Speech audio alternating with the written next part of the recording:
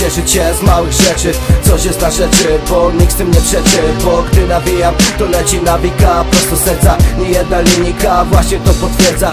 Widzisz, gdy mówię o swojej mamie, ty mówisz o swojej starej. Spoko jak chcesz, mów sobie tak dalej. Dla mnie to kobieta, która dała mi to życie. Dla połowy z was to stara, której się wstydzicie. I widzisz, w tym właśnie się różnimy. Czasami trzeba kochać coś, kogoś bez przyczyny. Czasami nie wiem sam, co się ze mną dzieje. Ten mocny most nad przepaścią się chwieje. Pewnie znowu się skleję, popatrzę jak ten wiatr wieje. Zapomnę o wszystkim i wszystkich, pewno powiem coś przykrego bliskim. Lecz to nie kawałek o smutkach czy rozstaniach. Też nie o branżach, których chodzą w stadach. Widzisz, mówisz, ciężkie życie masz. Ta na pewno tak jest, bo poznałeś życie w grach.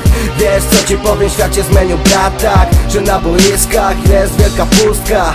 Teraz rzecz materialna zastąpi ci człowieka. I wiesz co, mierznie mi już ta bzdeta. Gdzie są te uczucia, gdzie są ci ludzie? Teraz serio się pytam, tak właśnie do was mówię.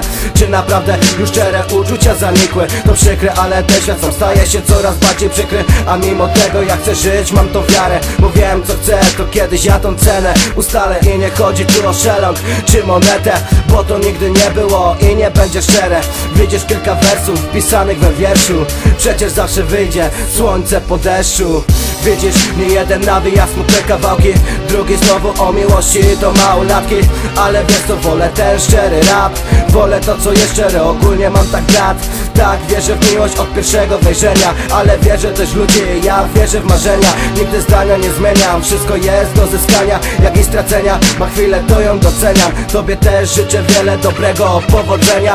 Idź tak, abyś mógł nie żałować swego czynu. To musi być twój azymut. Idź droga siostro, idź drogi synu. Bo każdy gdzieś idzie, ale nigdy bez celu.